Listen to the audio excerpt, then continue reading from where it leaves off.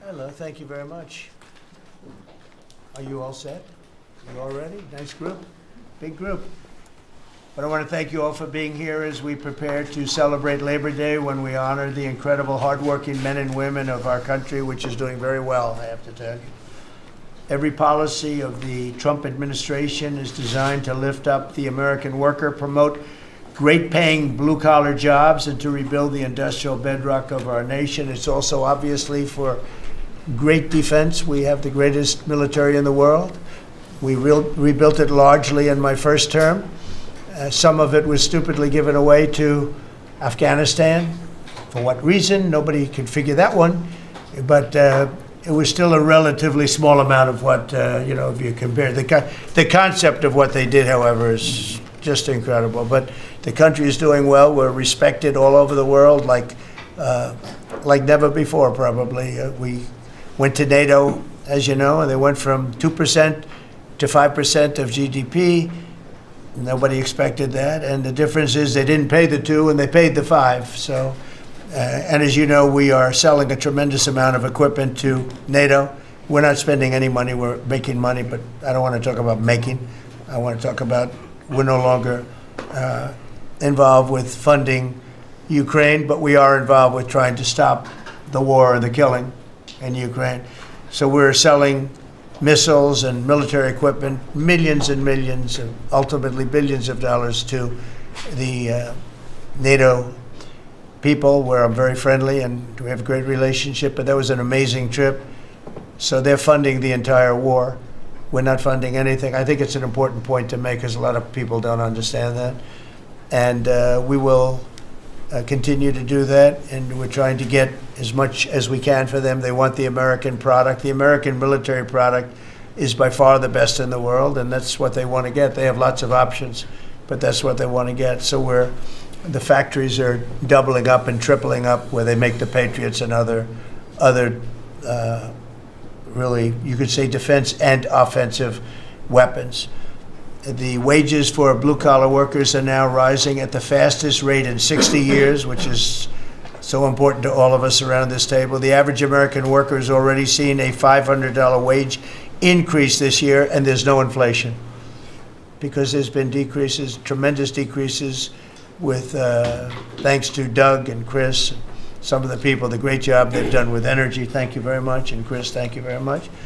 I see you down close to $60 a barrel, and you'll be breaking that pretty soon, and that has a huge impact. So we have groceries are down, energy is way down. Energy is way down. It was $4 and $5 for a gallon of gas. Think of that, for gasoline, and now it's probably $2.25. There are some places it's $2. It broke $2 at a couple of locations in the South.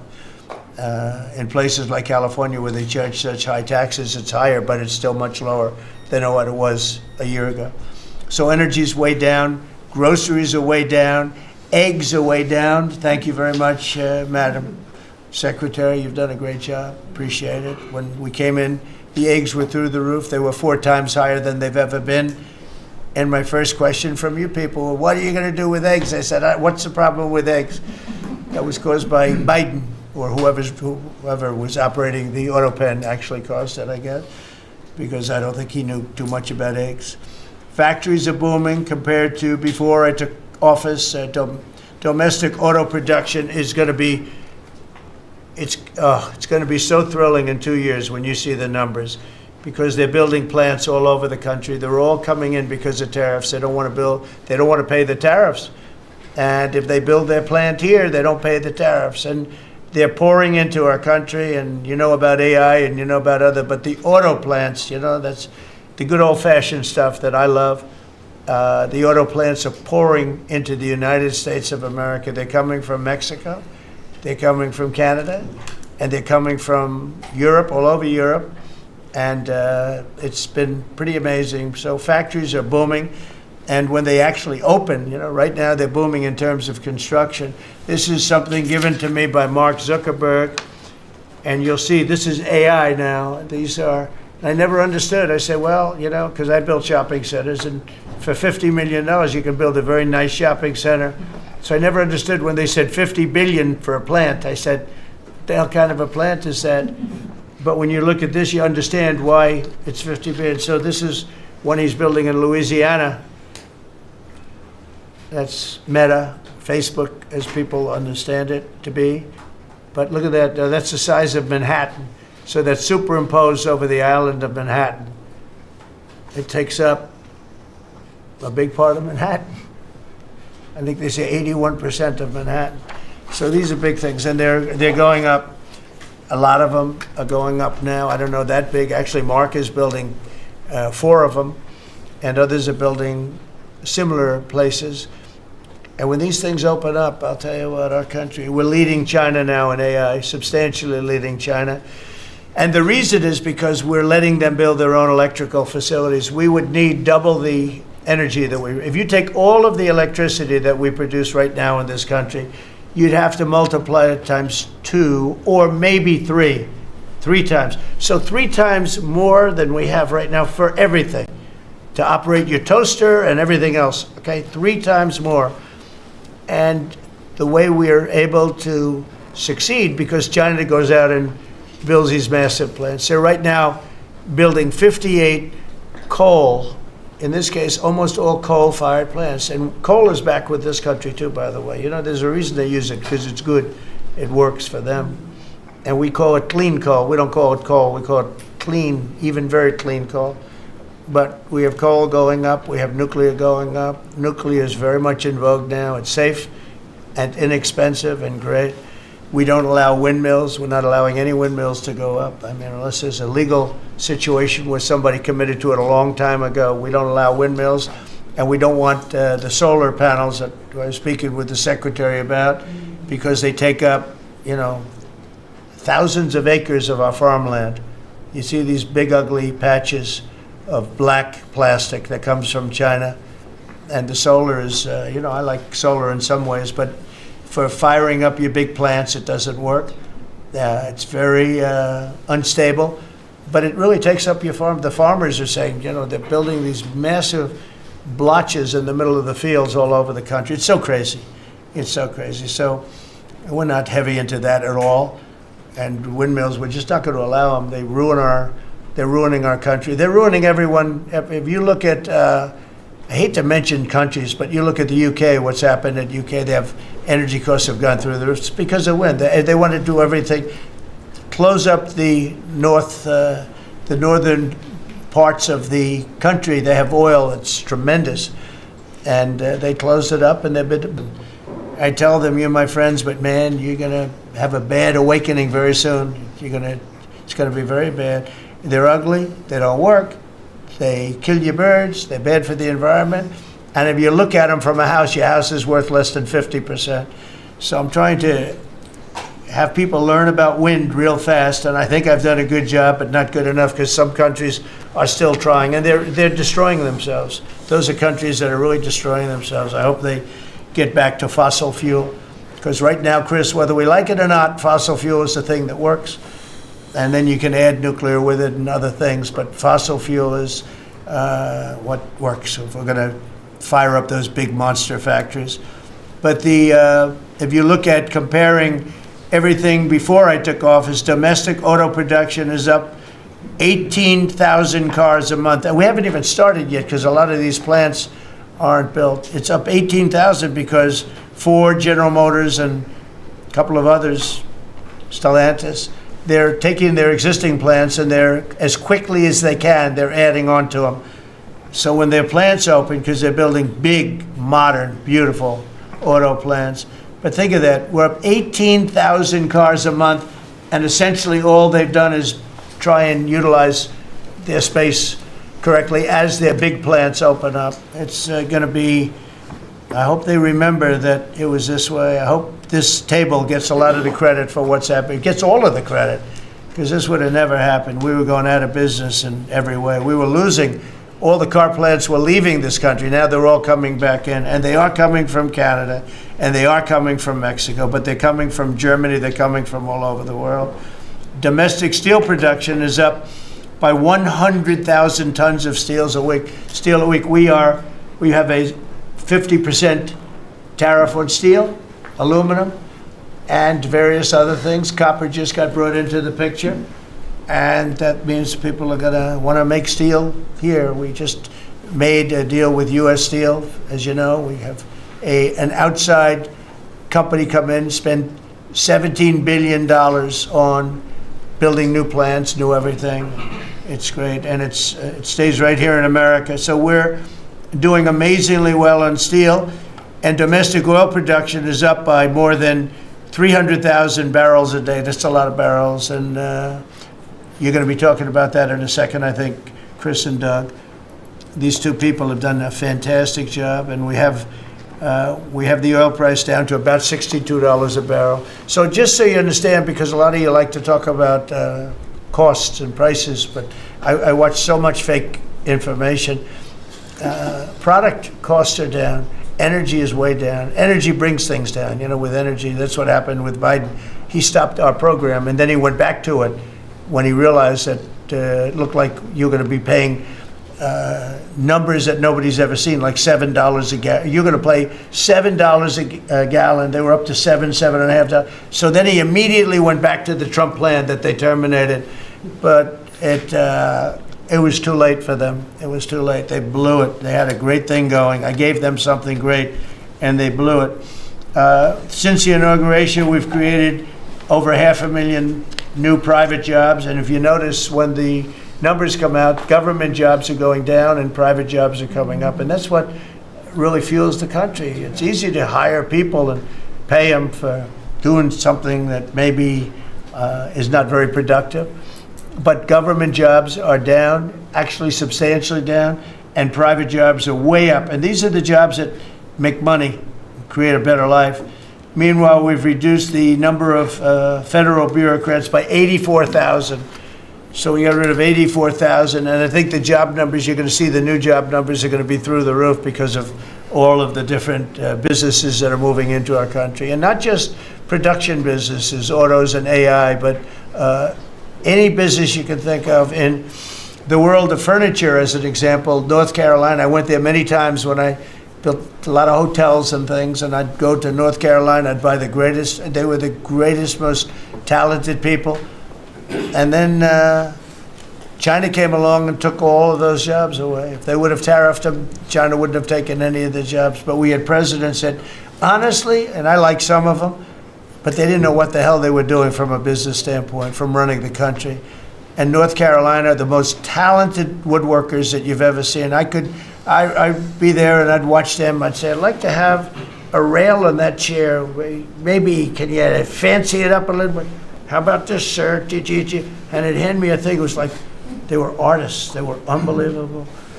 And that business was stolen from us by others, not only China, but by others. All of a sudden, you're ordering your furniture from China. It was not even close to being as good, but they couldn't compete with it. If we would have said it costs 100% or 200% tariff, you wouldn't have lost one job.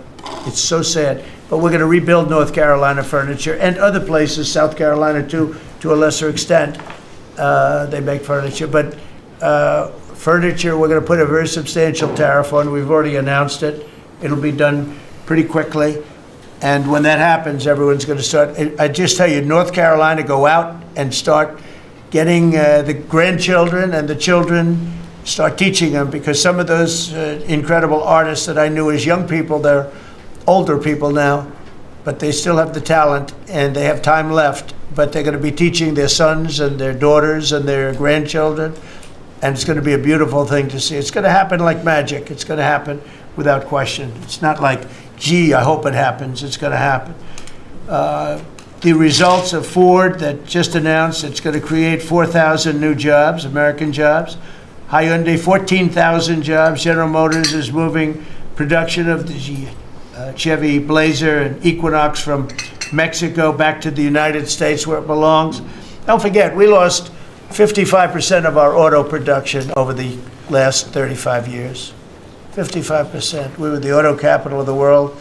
Like there was nobody even think about challenging us. We lost 55% of it to Mexico, Canada, China, a lot to China, and other countries. And it's all coming back. We will be bigger. A couple of years, we'll be bigger than we ever were. We'll be more dominant. We'll be bigger. We make great product, too. We're starting to make really great product. We're going to be bigger than we ever were. We're going to be at the level that it was when we were the only one that really, we sold to the world. And we're going to be back selling to ourselves and other parts of the world. It's not going to be the same, but it's going to be equally as important as it was in the heyday 30 years ago. But we lost more than 50% of the automaking capacity. In fact, the unions, the auto unions, as you know, the top guy didn't know me, didn't like me, and now he likes me. He says, man, I can't believe what Trump has done. But the auto workers voted for me. They understood better than anybody else. The auto workers, the Teamsters voted for me. Teamsters are great. They all voted for me. No Republican has ever gotten the support of the Teamsters and the auto workers. And now the head of the auto workers have been so amazing. I watch them on television there. They can't even believe what happened. And I told them all what was going to happen. We secured new market access for American agricultural exports all over the world. Our secretary is doing a great job. Thank you, Brooke. And we have negotiated historic trade deals with the United Kingdom, China, Indonesia, Vietnam, the Philippines, Japan, South Korea, who was here yesterday, and the European Union. Foreign nations are now paying hundreds of billions of dollars straight into our treasury, and numbers that nobody's ever seen before. As you know, we made trade deals with a lot of countries, and many of those countries, just to be able to sit at the table, are paying us hundreds of billions of dollars. We made a trade deal with the European Union. They were rough on us for a long time, and now we have a very good deal. We made that with them. Trillions of dollars is coming into our country. Trillions.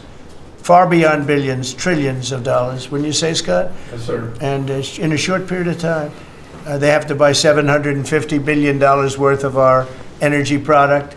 Energy is great. We have more than anybody else, so we're using it. But the European Union is a done deal, and Japan is done. And, I heard there was a problem with South Korea, but we met yesterday, and they're done. We didn't do anything. We just kept the same deal. He honored the deal. They wanted to see if I don't even want to say it, but they wanted to see if they could do something. But they honored the deal, which is nice. And we cut the previous record-setting trade deficit, I hear just came out. We cut it in half already. We haven't even said, we've only been here really for a few months because, you know, it takes you a little while to fix up the Oval Office and do those things. prepare for the battle, right? So we really only been here for a very short period of time, and we cut the trade deficit in half. Is that right? That's a fantastic. I didn't even think we were going to do that. And remember, these are things that are being built. These things are, you know, all these numbers up here, they're not open yet. When they open, you're going to see things happen in the United States that nobody's ever seen before, including our country in its heyday. And I had the greatest economy in the history of our country my first 4 years, despite COVID, which was a very unfortunate situation for the whole world. We did a great job with it, never got the credit for the job we did. Operation Warp Speed, people say, is one of the greatest achievements ever in politics or in the military, because it was almost a military procedure. But everybody, including Putin, said that Operation Warp Speed, what you did with that, nobody can believe it. And we did a great job, but it was a horrible, horrible pall over our country. We had a very dark cloud over the world. That was a very, very bad thing that came out of Wuhan, which I said it came out of Wuhan. That's where it came from. And China suffered greatly, but everybody did. But we did a good job with that, as good as you could possibly do, and we came back, and now we're stronger than ever before. If I didn't win this election, this country was gone. I'm telling you, economically it was gone. None of the things that we're talking about would have happened. The whole world was robbing us blind. Friend and foe. They were stealing our jobs, our money, our factories. They were stealing everything. We would have been a shell. We would have been a bankrupt, broken shell. And that's the way it is. But we're doing just the opposite. Stronger than we've ever been. Last month, in a landmark achievement, I also proudly signed the largest working class tax cuts in American history. So the bill that, I'm not going to use the term great, big, beautiful. That was good for getting it approved, but it's not good for explaining to people what it's all about. It's a massive tax cut for the middle class. It's a massive tax cut for jobs. And it's, I mean, think of it, no tax on tips, no tax on Social Security. So seniors, I don't know how you can vote for anybody else. And, just think of that. And no tax on overtime. So you work overtime, you don't have to pay tax on overtime. That's good. The Democrats don't know what they're going to do. So they have, like, this soundbite. They have all these sound bites. They send it out. I don't know. Some guy sends out a word, and everybody uses it, including the fake news. Some of you are here right now. I'm looking at you. And it's death. They use the word death. No, it's actually life. It's almost like a newborn life. It's not death. That's their soundbite. The bill is death. It's not. We strengthen Social Security. We strengthen Medicare, Medicaid. The job we've done on Social Security is, if the Democrats got in, Social Security is over because the country's going to fail. There won't be any Social Security. And I made that pledge to you. We're going to take care of Social Security, Medicare, Medicaid. And we're doing that in spades because the country is becoming so successful again. And it hasn't been this successful. I think in the end, it will never have been this successful. I don't think it'll even be close with what's happening. Every American is seeing a tax cut as a result of the bill. The average police officer will keep an extra $1,000 a year at least in overtime, and the average waiter or waitress will keep nearly $2,000 extra in the fact that they would have had to pay that kind of money on tips. And I never realized that the government was so strong on that. But waitresses, waiters would tell me that the government would go after them. Like it was horrible. That's how it all started with me. It just was incredible. And the biggest thing was, again, the $4 trillion that they found. I said, well, that was nice. They should have announced it. I could have told them that. And I don't know. It should be simple. But a lot of people didn't understand it. Actually, a lot of good people didn't understand it. But now they're saying, Trump was right. They've never seen anything like this. And I don't know what it is, Scott. They didn't understand what we were trying to explain to them was going to happen. Everybody's moving back to the United States because they don't want to pay a tax. If they're not here, they have to pay a tax. And it didn't seem that complicated, but it's working at a level that nobody can imagine. This is working $4 trillion, but that's a big number. It's a number that nobody ever heard of before. But $4 trillion is exciting. But that's nothing compared to what's happening, because these places haven't even opened yet. Some of them haven't even started hiring yet. They're under construction. So it's construction jobs, but it's not the big number, and the big numbers, when they open, they're going to be very successful. It's a revolution. We're also working on things to ensure that the awesome power of artificial intelligence is used to benefit all Americans, including American workers and also American children. In that spirit, our wonderful First Lady has just announced a presidential AI challenge. It's going to be a very good challenge, I can tell you. She's put her heart into it, which will inspire the next generation to stay on the cutting edge of this vital technology. This is the new internet, the new computer, the new television, the new everything, all put together in one. This is why when I show you a picture like that, I show you this. This is a factory superimposed over the island of Manhattan. And you have many of them being built right now all over the country, or soon to start. Some of them have started. This one has actually started. That's in the great state of Louisiana. But the First Lady is working very hard on this, and it's an important initiative. And Melania, when she puts her mind to it, nobody could do better. There's nobody. So every young person should go to ai.gov to learn more, ai.gov to learn more. And you'll see it's a great challenge. I think it's going to be a very modern kind of a challenge. It involves AI, which is very exciting to people. So I want to thank her raise a lot of money for children.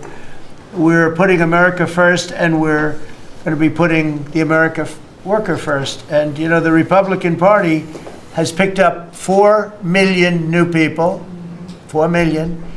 The Democrats have lost 2.5 million. Other than that, they're extremely happy. No, they're very depressed. They're very depressed. And their new box that they've fallen into is crime. There was a consultant on one of the shows this morning I was watching. I thought he was very good. He's a Democrat consultant. And he was screaming, no, no, don't let him do this to you. Don't let, it's another trap. It's another trap. What he's talking about, like men playing in women's sports. They said that's an 80-20. No, it's a 97-3. It's 97-3, like transgender for everybody. They fought for it. They're still fighting for it. I saw a guy today, a politician that you all know very well, fighting like hell for men playing in women's sports. You don't understand. They're human beings also. Well, I agree they're human beings.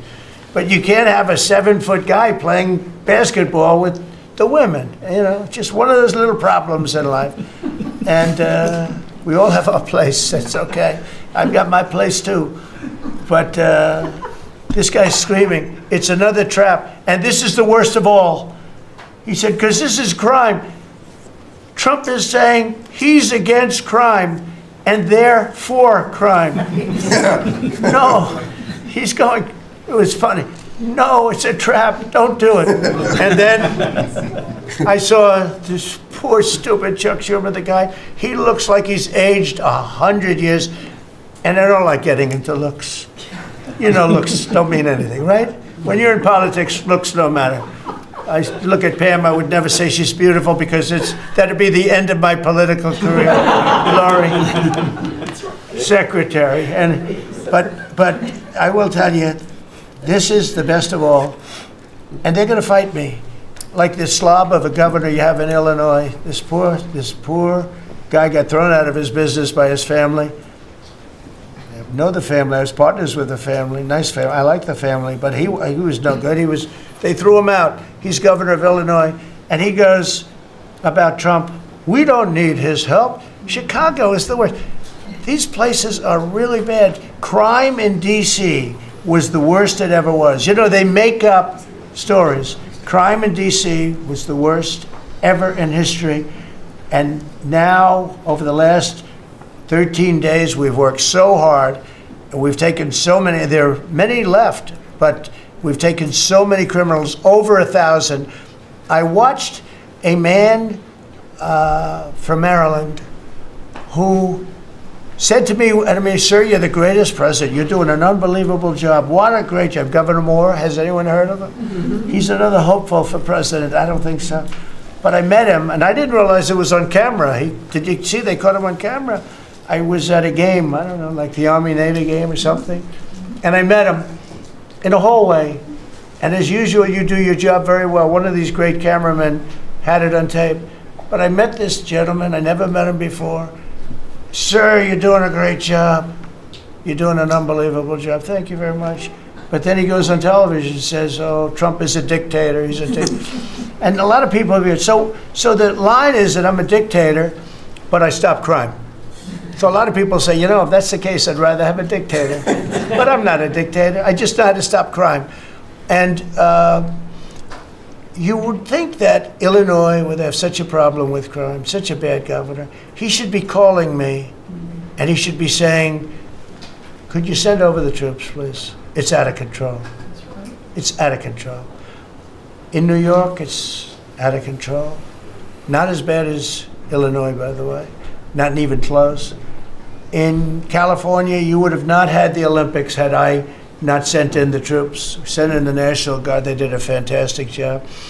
We have the Olympics, we have the World Cup coming. I got them in my first term, and I was really sad because I said, oh boy, I got them, and I won't be president. And little things happen. Thank you, God. Thank you. Little things happen. Think of it. You could ask Johnny. Johnny would tell you, he's the head of World Cup. He's a great guy too, great commissioner, but he's the head of the World Cup. He said Trump is the only reason we're doing this. And the sad part is that I was not going to have it. I would have to be, probably I wouldn't have even been invited to the game, depending on who's president, right? And I got that. I did not get 250, okay? The 250th anniversary, I did not get. I'd like to claim it, if I might, but I didn't get that. That was whether I was president or not, it was still 250. I'd like to take credit for it. What I will take credit for is we're going to have a better celebration under Trump than you would have had under some stuff. That I'll take care of. We're going to have a safer place, Christy, because of you and Tom Homan and everybody, right? But, so we have 250 coming up. We have the World Cup coming up, which is like having 45 Super Bowls. And we have the Olympics coming up. So we're going to have a very exciting 3.5 years remaining. We're going to have a very exciting, it's going to be done properly. So I just want to tell you, our country's in incredible shape. Our military is strong and powerful and respected. We had some fantastic decisions from the Supreme Court that let us put the people into the military and other businesses that are best for the job, as opposed to some woke reason that was killing our country. That was a very strong, very powerful.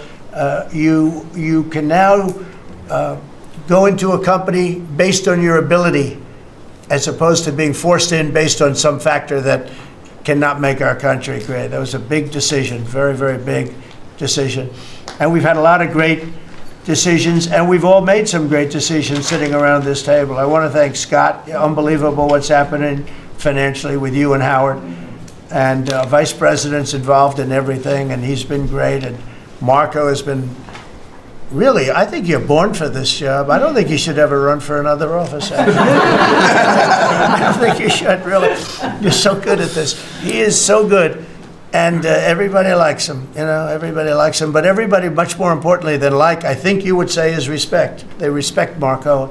They respect all the people around the table. So what I'd like to do is, I'd like to go around the table. You seem to like it. Your audience seems to like it based on ratings.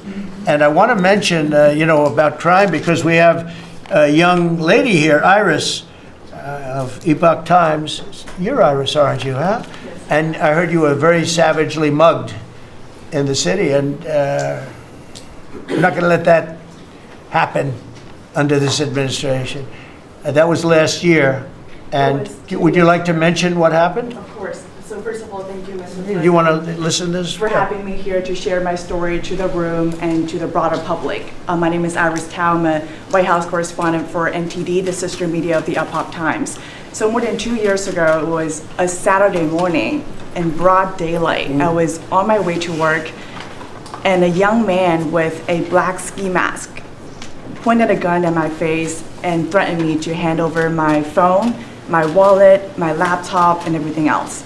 And when I refused, he used the butt of his handgun to strike me across the face, in the cheek, or what some people call pistol whip me, before running away. And that has deeply traumatized myself and my family. Ever since, I've never dared to walk in the street of DC at night, ever. And my family was extremely worried. So, Mr. President, thank you so much for what you're doing right now, because being honest. Such incidents involve not just me, but also my family. If he had shot me, I could have died right there in the middle of nowhere without my families or my friends knowing, at the age of back then, I think 23, right. Just starting my career here in DC without even starting a family. But now I'm very blessed to have this opportunity to. So you had a gun pointed at your head, and you probably figured that he's going to pull the trigger, because these are animals that don't know what the hell, they couldn't care less. Mm-hmm. The pulling the trigger to him is a very minor event, and I'm sure he's done it before. So how did you, and you did refuse to give it, which would probably, maybe somebody would say that was not the right decision, right? Right. But you refused, but I understand that. So, and then he hit you real hard. Yes. It's really amazing that you weren't shot, though, isn't it? I'm very blessed, and that's why having this opportunity to stand here to share my story today. One, I'm very grateful for God for allowing me to still survive to this day, but also to Mr. President. Thank you for now making DC safer. Thank you very much. For us, for our families, for my parents, on my behalf of my parents, and now my baby on the way. Thank you so much.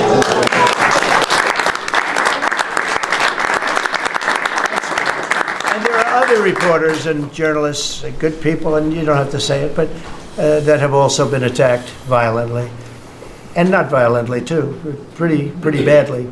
But and I bet you see a big difference in the streets right now.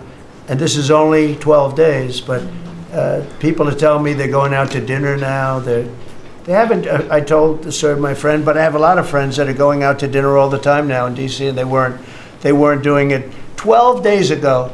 They would never even think. One of my friends went out 5 times. It was 4 times the last time I told. Now it's 5 times.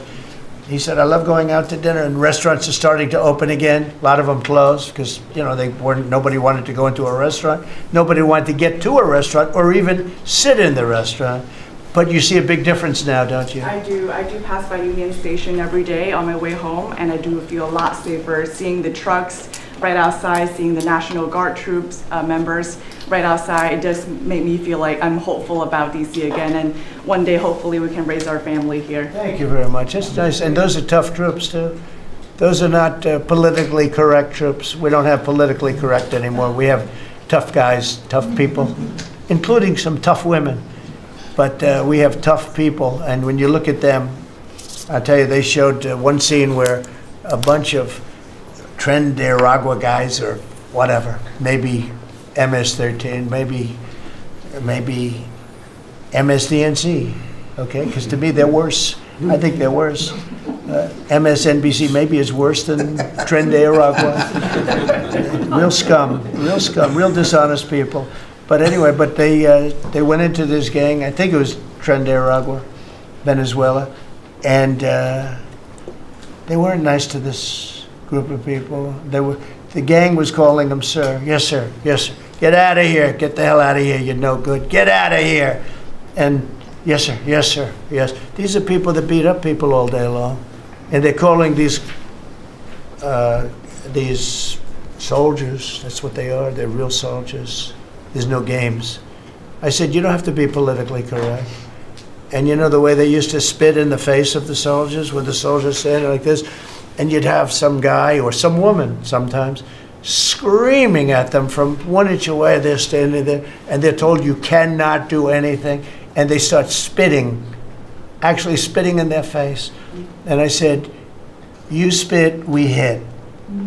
And they're totally authorized to do that, all of those things.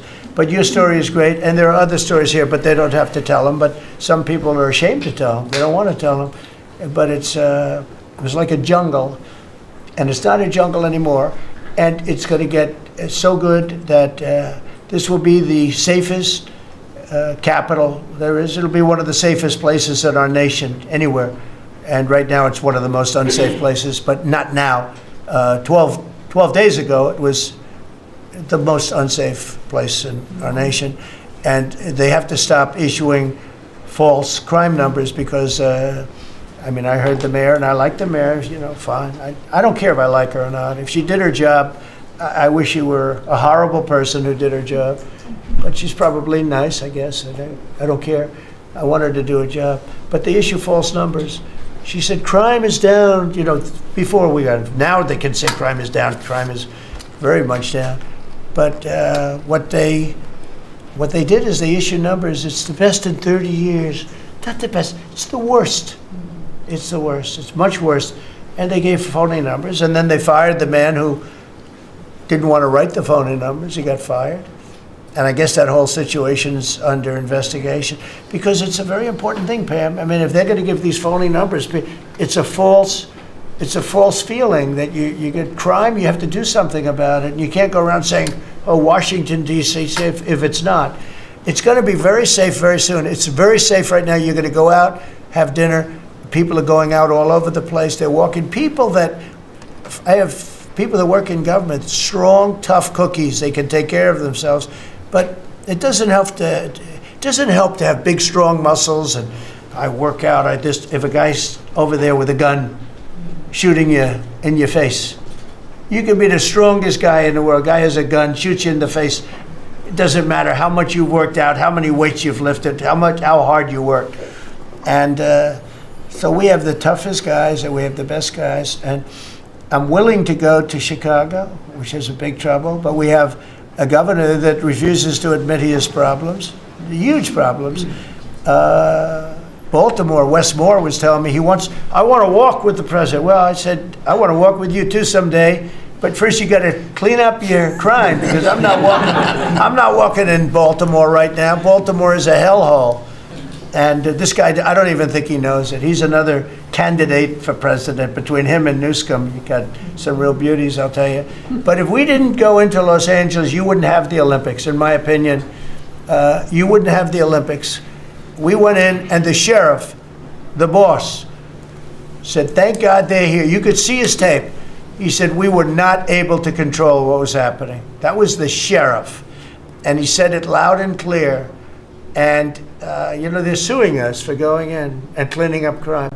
And yet their own sheriff said, on the first or second night, he said, we could have never handled. That was going to be, you were not going to have the Olympics or the World Cup, because that would be, there wouldn't be anything left. They shouldn't have lost 25,000 houses. The water was turned off from the Pacific Northwest. And I was after them in my first administration, turn on the water, turn it on. Nobody could have believed this could have happened. But they had no water in the fire hydrants. They had no water in the sprinkler systems that people put up in their ceilings. There was no water. And yet we have tremendous amounts of water. They send it all into the Pacific Ocean, trying to protect a certain little fish that's not doing well, because it doesn't do well without water either. And it shouldn't be protected because it shouldn't be a protected species. But I think that's actually just an excuse. I actually think these people are sick. There's something wrong. So we send hundreds of millions of gallons of water a day into the Pacific Ocean. They turn a valve, and the valve heads out, and we turn the valve back. I actually had to do it using force. We turned the valve back, and now they have water, but not as much as they should have, because they should. And I'm telling Gavin Newsom by this conversation right now, turn the rest of the water on. Turn it on. So things are done that are so sad in this country. Lack of common sense. I like to say the Republican Party is the party with common sense. We're smart, we're sharp, we're this and that. They're smart, but they're radical left people. And they can't help it. They're very smart, but they're radical left, and they're destroying our country. But they're not going to destroy it anymore. So we picked up millions of people in the Republican Party. They lost millions of people. And I think we're going to do very well in the midterms. And I just want to say one other thing, and that's medicine. The cost of medicine all over the world is much cheaper than the United States, because for years the world pushed us around, including our friends. And you go to Germany, you go to England, you go to different places, and you go to a store, and it's sometimes 10% of what we pay in the United States, because they said, nope, we're not paying any more. You charge the United States. This went on for 25, 30 years. And I invoked favored nations. I said, I want to pay the same as they're paying. And Bobby Kennedy is doing a good job, and Dr. Oz is doing a good job. And I asked them, other than the basics that they're doing on autism and other things, which we got to solve that problem because it's crazy what's happening, it's out of hand. But this is the most important thing that can be done, is favored nations, Bobby. And we're not talking about a 25% cut or 50. We're talking about a 1,500% cut, because people go to Europe to buy drugs, and they come back with drugs, prescription drugs, normal, I don't mean the bad drugs, I mean prescription drugs, because you can buy them for 10%, 15%, 20% of what. So they're going to go up in price. And I told the countries, and I get along good with all of them. You could ask anybody, I get along good with all of them. But I said, I told them, I said, you're going to go up a little bit, because it's the world. It's the world. So more people in the world than we have. We're going to go down a lot, and they're going to go up a little. And it's called equalization. We're going to have equalization. So we pay the same price as the lowest drug sold anywhere in the world. And I think, Bobby, that's going to happen pretty soon. The companies are ready for it. They had to go for years. I was with a very great gentleman from Eli Lilly. I think he's an incredible executive. I'll mention the company, and I'll mention him, because we had this argument my first term, and then we had it in my second term. In my second term, I wouldn't stop until I won the point. And he threw up his hands. He says, "You're right. I can no longer defend it. I can no longer defend that a pill that's made by Johnson & Johnson in a factory, in the same factory in the United States versus a place in Europe or other places, including Canada, by the way, you could buy it for 10% or 15% or 20%, the cost of what we're paying, where we'd pay 5, 6, 7 times more money." He said, "It's the hardest part of my job, defending that. I'm not going to do it anymore." I'm saying that we have to get down to business. And that's a great company. He's done a great job, and I appreciated it. And it really broke the ice because they were sending, well, we have to do research and development. Well, you have to do it for Germany and all these other countries too. Well, they think the United States should bear it. I mean, I heard this stuff and I finally said, it's over. Now, you have to have somebody that can get these countries to do it. I told them, if you don't do it, we're going to charge you a 25% tariff on everything you send into our country. That's much more money than what we're talking about. Then we have to get the drug companies to do it, and they'll do it because we have tremendous power over the drug companies too. So we're going to get it done. I just hope we get it done fast, Bobby, because this thing should go fast. But we're going to get the cost of medicine is going to be 1,000%. Think of that, not 2%. And I'll just tell this last story. When I was in my first term, in my last year, I was so proud of myself because drug prices went down for the first time in 28 years under my administration. You know how much they went down? 1/4%. And I was so proud of that. And I held a news conference, I think you'll be able to find it, congratulating myself and my administration because for the first time in 28 years, drug prices went down 1/4%. That is tiny, but it still went down. And I thought it was great. And then I realized, it's a very complicated business and formula. You got to be very smart. I said, we're really getting ripped off by the whole world. The whole world is ripping us off. And what happened is I got on this kick, and I got the drug companies to agree, and I got countries to agree. And they're not agreeing because they think I'm a nice person. They're agreeing because I will put charges and costs and tariffs onto them that will be many times more than what they're going to be paying. So the companies are there and the countries are there, and we got to get it done, Bobby. We got to get it done, and we're going to have the biggest price of it. Now, that's going to lower Social Security, Medicare. This is going to lower everything because drugs go for everything. It's going to have the biggest impact, I think, of anything that can possibly be done. But your costs are going to be going down for medicine, for prescription drugs, will be going down at levels that nobody ever thought possible. And that's going to happen in a matter of a very short period of time. Very short. And we're all set with the countries, and we're all set with the companies. That's all you need, the two. And the middleman gets cut out. Under this scenario, the middleman doesn't exist anymore. That was the other thing. They always blamed the middleman. I said, who are the middlemen? Nobody knew who the middleman was. That's right. They had the most complex formula. It was genius, but they didn't get away with it. So I'm counting on Bobby. Do you want to start, Bobby? Maybe we'll start with you. You can start with that and then go on to what we're talking about. We are deep into MFN negotiations, most favored nation status negotiations with 14 companies. Howard Lutnick is a breath of fresh air, and I think he's going to help us get across the finish line with the leverage that we have from there. They're smart. Don't let them get away with it, Howard. Well, the combination of Bobby's MFN and the 232 Pharmaceuticals, which we launched together, Right. When you put those two together, it really gives Bobby the tools to go execute your plan. So I'm supporting Bobby as he executes his plan. Good. Right? Yes. And this cabinet meeting is supposed to be about working Americans and bringing jobs back to this country, and particularly rural America. And I want to mention the big, beautiful bill. Right now, we spend 7% of Medicaid dollars on rural hospitals. So they're getting the short end of the stick. It's about $19 billion a year.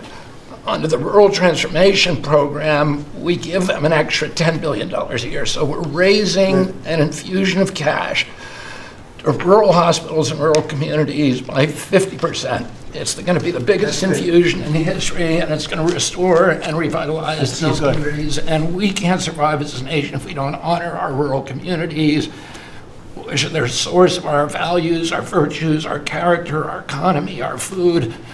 And you are bringing that back. You are bringing those communities back. I wanted to talk, because you mentioned the wind farms, we now have an interdepartmental coalition, a team, which is Doug Burgum and Howard Lutnick and Chris Wright and Pete Hegseth. We're all working on this issue. And Lee. Sorry, Lee. We're all working together on this issue. We're meeting together. There are right now 11 wind farms planned that were launched during the Biden administration. Between Maine and Virginia, it's 1,130 towers. These towers are twice the size of the Washington Monument. The blades on them They're are massive. It's so crazy. the blades are 350 feet long, one blade. One of these blades blew up on Nantucket last summer, and the water was filled with shards of glass, of sharp glass, so it was dangerous to swim. They had to close the beaches, but they have indemnified themselves so the local communities can't sue them. None of these projects are bonded. If you build an oil derrick in the Gulf, you got to put a bond down. There's no bond for dismantling them, and that's one of the tools that Doug is now using to challenge some of these projects. None of the cost of energy from these projects is 39 cents a kilowatt hour. The average cost in this country is 17 cents per kilowatt hour. And natural gas is 3 cents. Right. So it is the most expensive energy. I've been representing commercial fishermen for 40 years. They are so excited about what you're doing, Mr. President, because their fisheries are being wiped out. As soon as they begin construction, the groundfish fisheries just disappear. The fish leave the area. They've killed 160 whales in the last 2 years. They're wiping out the whale population, the Atlantic whale population, the big whales, the minkies, the gray whale, or the humpback whales, the right whales. And you are going to save the whales on the East Coast because of this. And you're going to save these economies that are based upon commercial fishing. I'll say one other thing about fishing. We are now, the South Asian nations are now dumping shrimp on our country. The shrimp is heavily contaminated. We just stopped a shipment that was contaminated with cesium-157, which is radioactive. They're farming these shrimps, and they use bactericides and antibiotics and all kinds of chemicals, and the shrimp are so contaminated that the European nations won't take them, so they're dumping them all here, and they're putting out of business. We have the most sustainable, highly regulated fishery in the world. What our fishermen do is a good thing.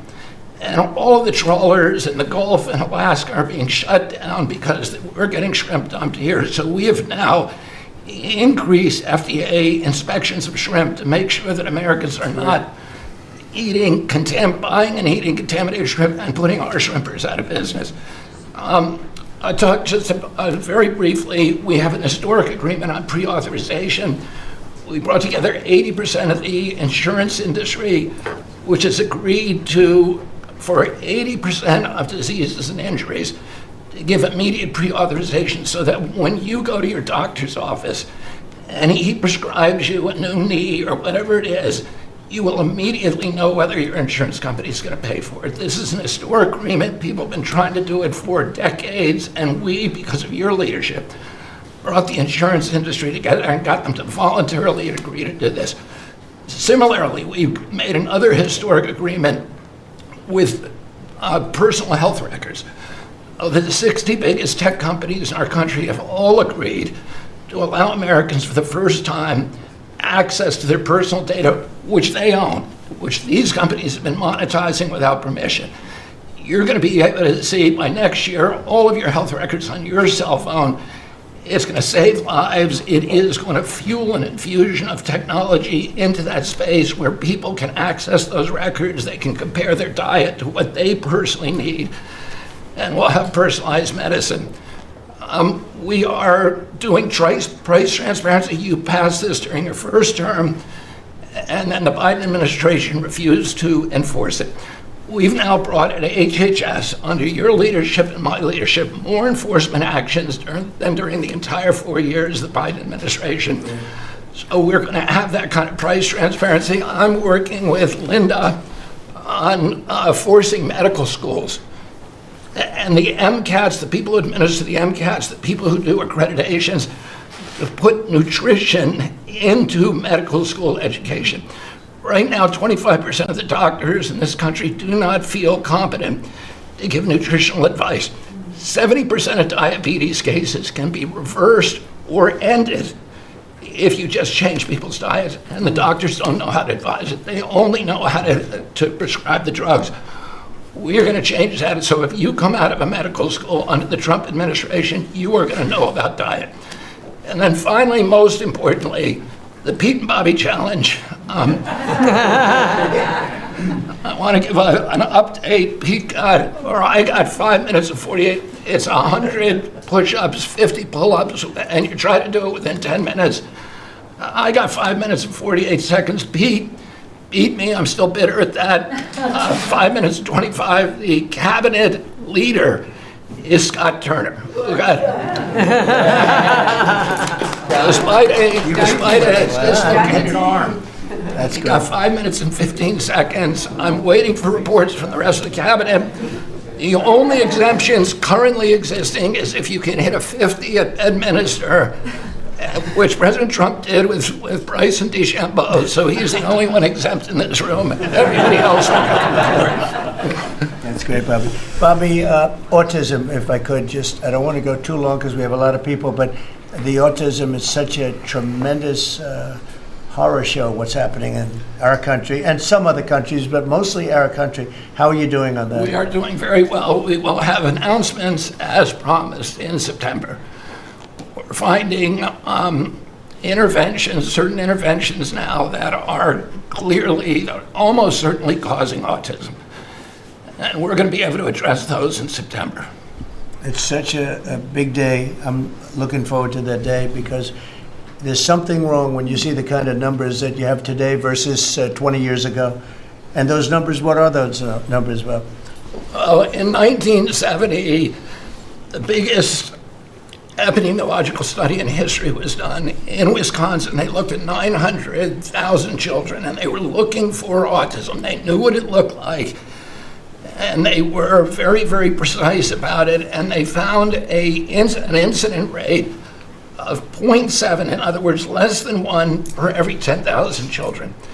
Today, our most recent numbers are 1 in every 31 kids. It's probably actually much worse than that because California, which has the best collection system, is reporting 1 out of every 19 children, American children, has autism, 1 in every 12.5 boys. So it's gone from less than 1 in 10,000 in 1970 to 1 in 12.5 boys Look at today. those numbers. So there has to be something artificially causing this, meaning a drug or something. And I know you're looking very strongly at different things, and I hope you can come out with that as soon as possible. We will. So 1 in 10,000, and now it's 1 in 31 or 34 or 12 if it's a boy. Can you imagine that? 1 in 12. That's for a boy. 1 out of every 12.5 boys. It's not even believable that could be. And that was 1 in 10,000 not so long ago.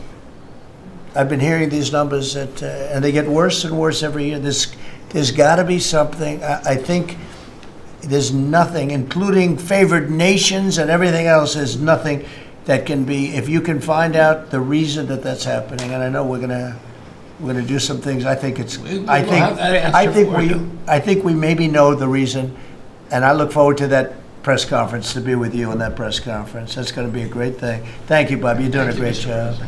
Linda, how about it? And we want nothing less than $500 million from Harvard. Don't negotiate, Linda. They've been very bad. Don't negotiate. Go ahead. All of that's working. Well, Mr. President, thank you very much. Since we are focusing today on Labor Day, and I know that Kelly and Lori are both going to echo some of the things that I'll say as well. We are really focusing, on our workforce. But what I'm finding with great joy around the country is that states really are being innovative and working more with middle schools and with high schools to make sure that we are having hands-on learning, there are pathways to jobs that are happening now. And if we see more and more of our community colleges working with our middle schools and our high schools so that high school students are graduating not only with a diploma, but a certificate that they have worked with, perhaps with a Toyota or another company that is coming in, public-private partnerships. And they're learning on the job so that when they graduate from high school, they're ready to go into the workforce, because we know with all of these wonderful jobs that are coming back into the country through AI, through just our normal jobs that we need, electricians, HVAC operators, etc. If we don't have this training, we're not going to have the workforce we need for all these wonderful jobs. So governors are really excited about this prospect. I've been now to several states and visited community colleges and tech schools with governors, and they're just all on board for getting this done. I think it's one of the best things that we're hearing relative to the job market. So we're just kind of focusing on that for today. So we're bringing education back to the states, to put it in a more simple fashion. We're going to let the states educate our children again. And, we're rated out of 40 countries, we're 38, 39, or 40. So obviously, it's not working what they've been doing for the last 30, 40 years. And if you go back, the best are like Norway, Denmark, Sweden, some of the other, Finland, they're very highly rated. If you go back to just take a look at anything you want to do, you just look at us in the past. If we gave Iowa or gave Indiana and I don't say every one of them, a guy like Gavin Newsom's not going to do well. Certain states won't do well. But even California, you cut it up into sections. You have Riverside, you have this, you have that. You cut it into 5 sections. And, if you had a good governor, you'd be able to do well. But certain states will be able to compete with Denmark, Norway, Sweden, and everyone. It'll be just as good. So I figure you have close to 40 of those states. Mm-hmm. And then you'll have 10, you'll have 5 that won't be very good. You have 5 disasters, and we'll have to work on those disasters. But for the most part, we will have education that will go zooming up in those charts, just like we have in everything else we've done. And I think it's one of the most important things we're doing at this table. So bringing education back to the states where you have the parents running it, where you have the school boards that are local. We have people running from Washington that have never even been to the state that they're in charge of. They've never even been there, and I don't think they care about it. So we want to close up the Washington buildings, sell the buildings off, let somebody else get rich with the real estate, because it'll be a crime-free city. By the way, speaking of that, anybody murders something in the Capitol, capital punishment, capital punishment. If somebody kills somebody in the Capitol, Washington, D.C., we're going to be seeking the death penalty. And that's a very strong preventative. And everybody that's heard it agrees with it. I don't know if we're ready for it in this country, but where you have it, it is, we have no choice. So in D.C. and Washington, states are going to have to make their own decision. But if somebody kills somebody, like you could have been killed, very lucky you didn't get killed, it's the death penalty, okay? Fantastic job you're doing. Thank you, Linda. Very much appreciated. How are you doing with the colleges, by the way? You're doing some pretty good work in terms of getting them to treat people fairly.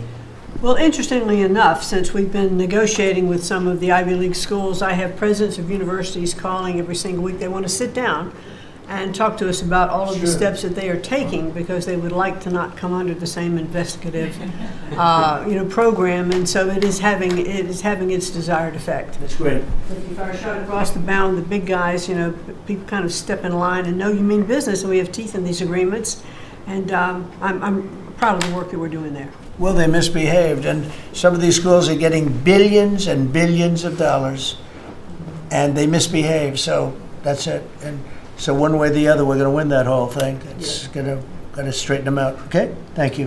Great job.